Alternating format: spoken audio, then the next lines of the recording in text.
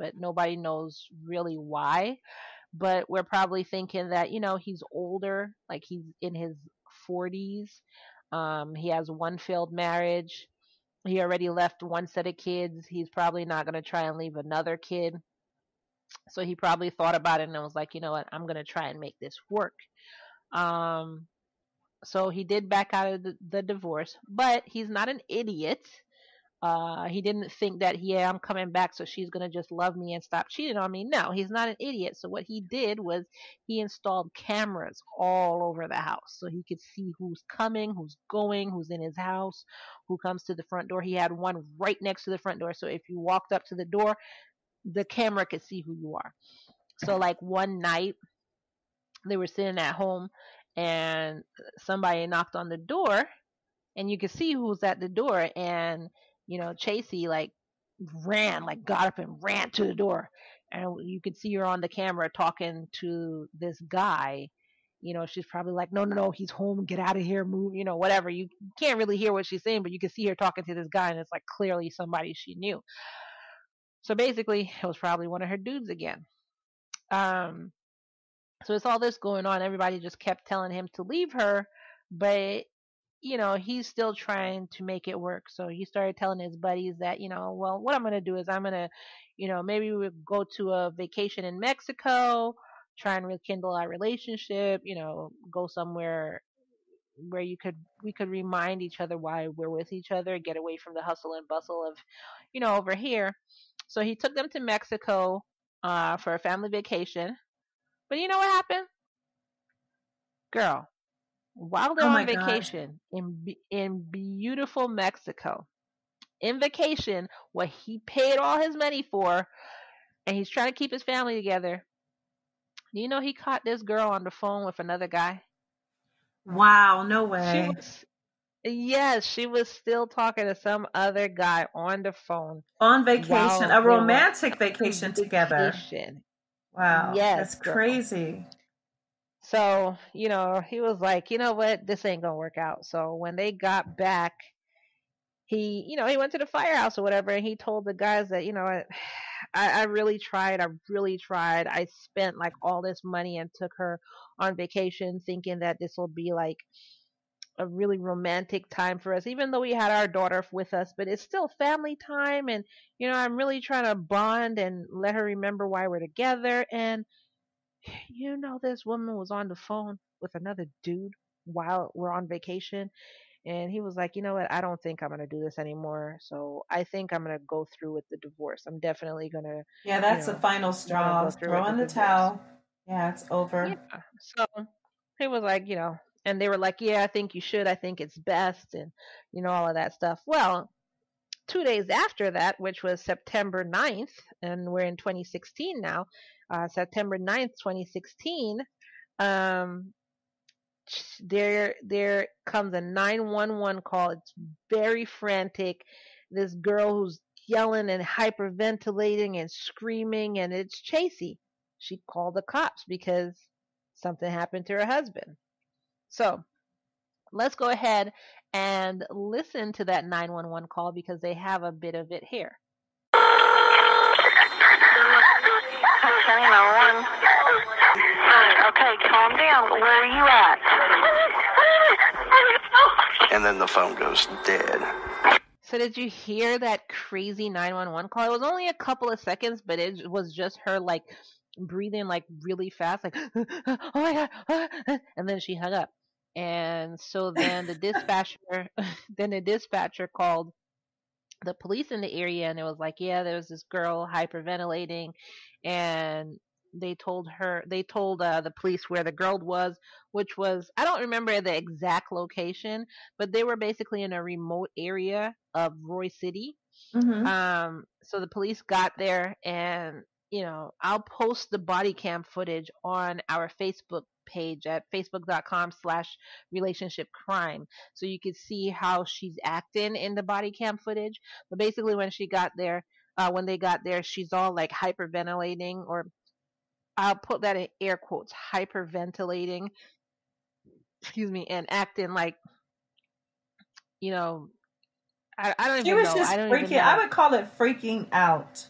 That's how she was acting. I would call it trying to act like she's freaking out. That's what I would call it.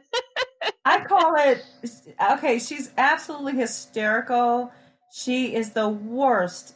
You know what? She should get an award for the worst actor ever. The worst.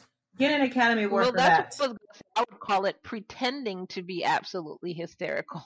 Yeah, exactly. It was just so bad, though. It was like, do people do this? I mean, she couldn't even catch a breath. And the way she was holding her hands, I don't know what she was saying or representing, but it was kind of like, oh, I'm just pretend like she was crazy. shaking and shivering, and she was like, it went over there, and like that. Like, even when you're freaked out, you don't if you're hyperventilating, that's not what it sounds like. So I don't know what she was trying to do. It was just super choppy and super weird. And it's almost like, did she rehearse this first? Cut. Yeah. You know, and that's a wrap. It was just really weird.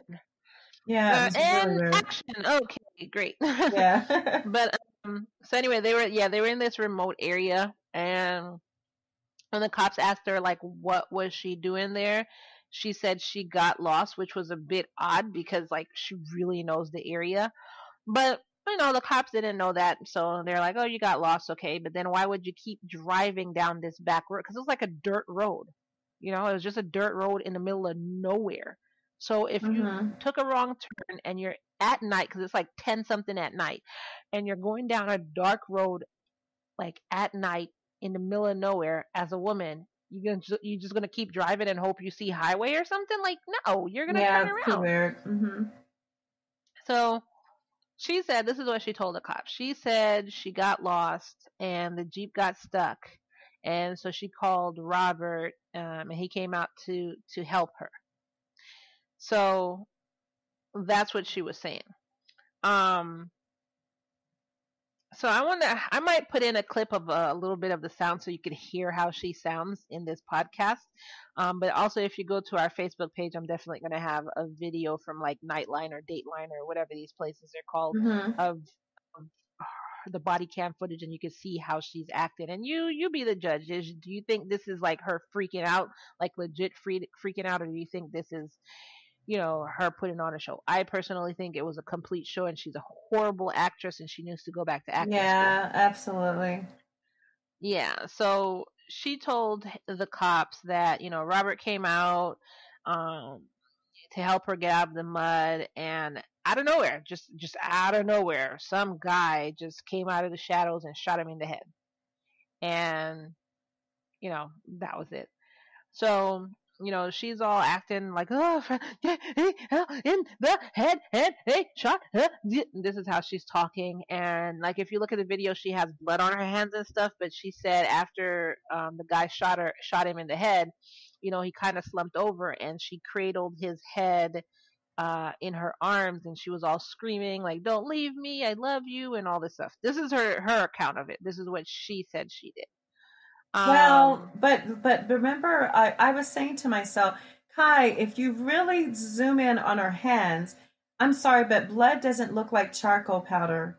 It literally looks like gunpowder. Look, I mean, it looked like gunpowder on her hands, not blood. I can clearly see a difference. Yeah, I could. I would have a whole nother theory about who really... Like, who shot him? You know what I mean? Like, kind of like, okay.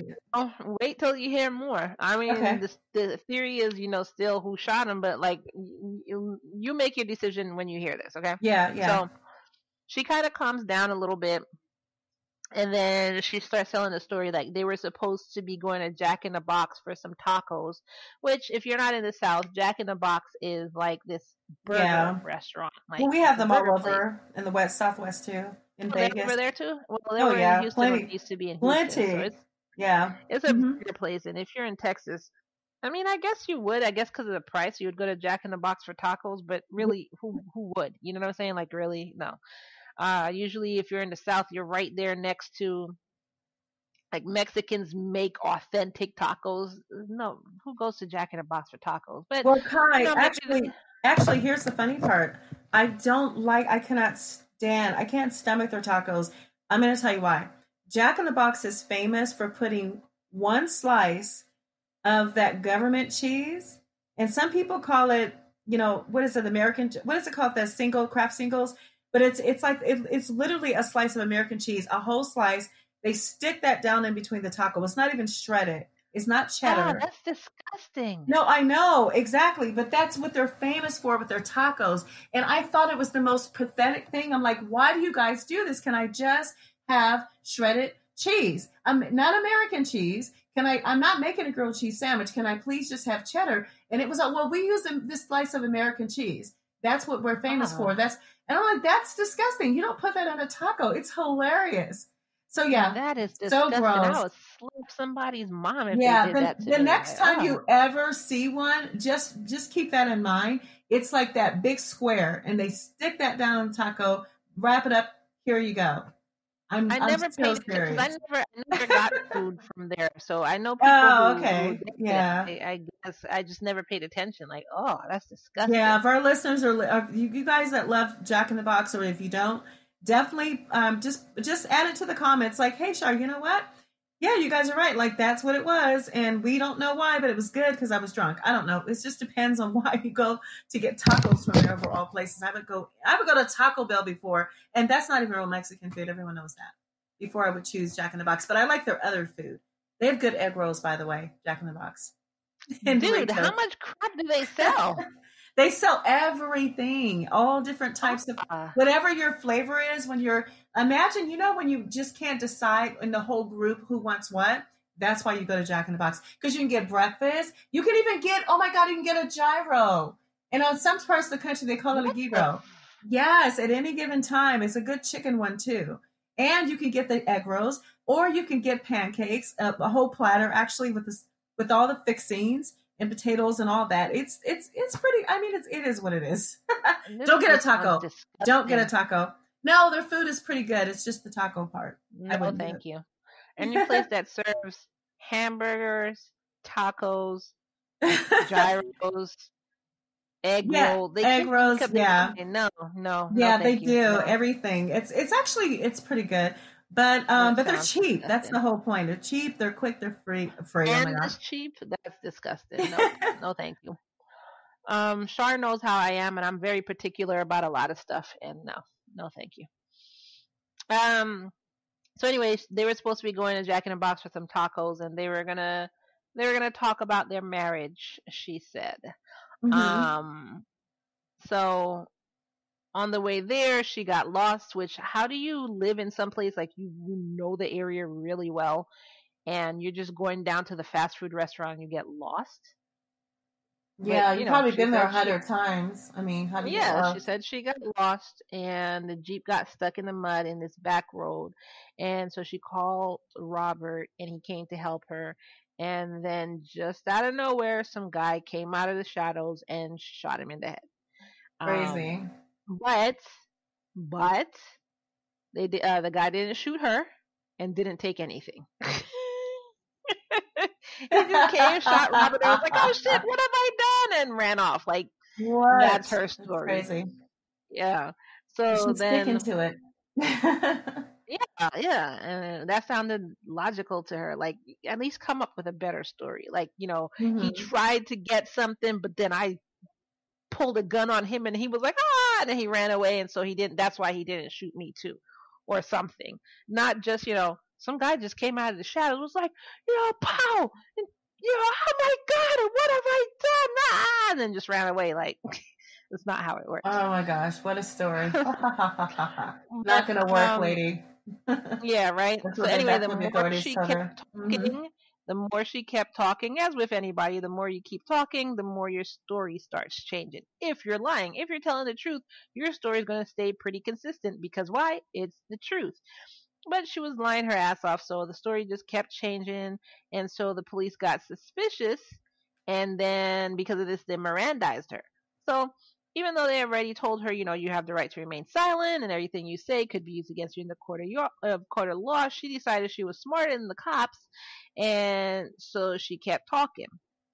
And even though her hmm husband just got shot in front of her and she's supposed to be this frantic, oh my gosh, widow, she starts talking about the problems in their marriage. Like, what the hell does this have to do with this? she starts telling them that the guy didn't love her, Robert didn't love her, he loved his ex-wife, and she had lost weight and he didn't like